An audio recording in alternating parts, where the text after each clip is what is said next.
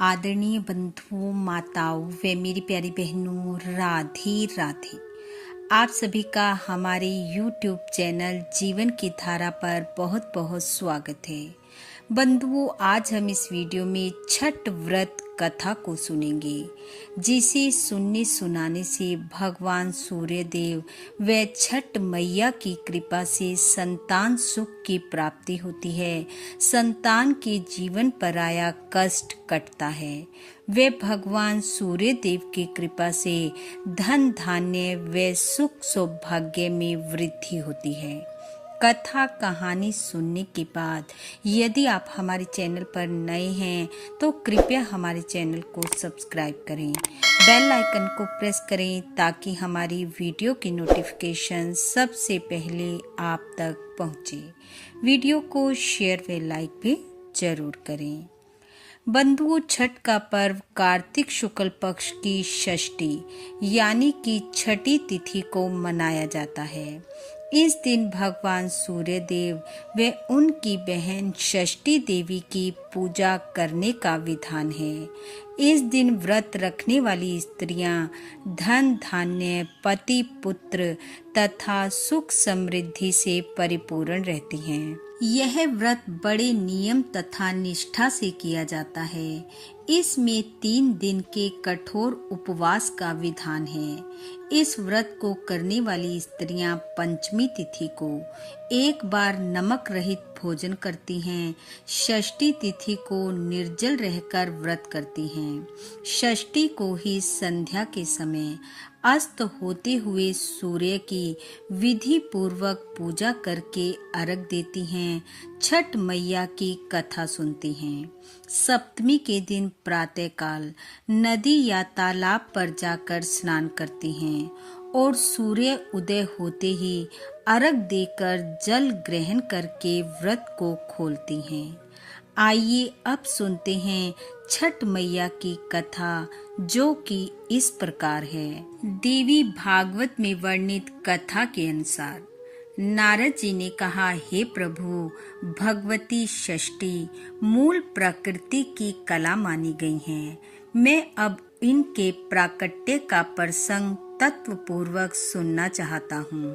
भगवान नारायण कहते हैं, हे मुनि, मूल प्रकृति के छठे अंश में प्रकट होने के कारण ये षष्ठी देवी कहलाती हैं। बालकों की ये अधिष्ठात्री देवी हैं।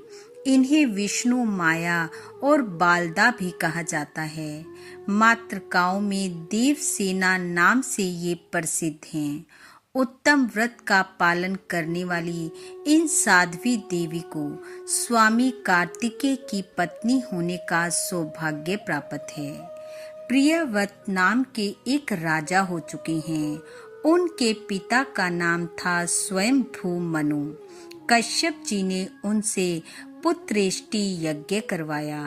राजा की प्रेयसी भार्य का नाम मालिनी था। मुनि ने उन्हें चरु प्रदान किया। चरु भक्षण करने के पश्चात रानी मालिनी गर्भवती हो गई। तत्पश्चात स्वर्ण के समान प्रतिभा वाले एक कुमार की उत्पत्ति हुई, परंतु संपूर्ण अंगों से संपन्न वह कुमार मरा हुआ था। राजा प्रियव्रत उस मृत बालक को लेकर शमशान में गए। इतने में वहां एक दिव्य विमान दिखाई पड़ा।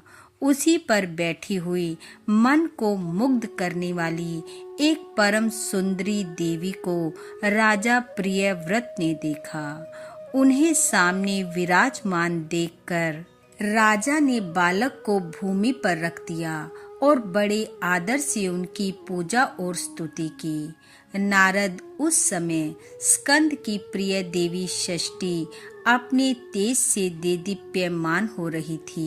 देवी षष्ठी ने उस बालक को अपनी गोद में उठा लिया और अपने महान ज्ञान के प्रभाव से खेल खेल में ही उसे पुनः जीवित कर दिया।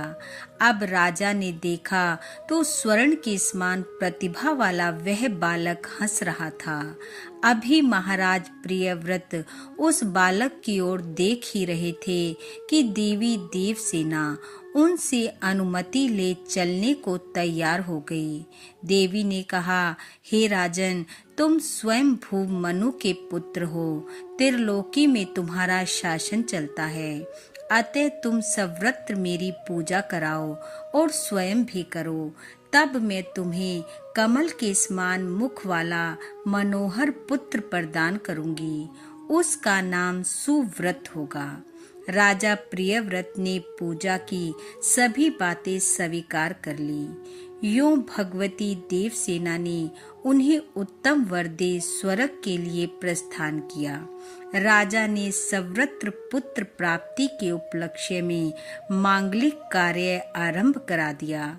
तब से प्रत्येक मास में शुक्ल पक्ष की षष्ठी तिथि के अवसर पर भगवती षष्ठी का महोत्सव यत्न पूर्वक मनाया जाने लगा। महाराज प्रियव्रत ने षष्ठी देवी के प्रभाव से कार्तिक शुक्ल षष्ठी के दिन यशस्वी पुत्र प्राप्त किया। तब से प्रतिवर्ष कार्तिक शुक्ल षष्ठी को छठ का पर्व मनाया जाने लगा। जो पुरुष भगवती षष्ठी के स्तोत्र को 1 वर्ष तक श्रवण करता है, वह यदि अपुत्री है तो दीर्घजीवी सुंदर पुत्र प्राप्त कर लेता है।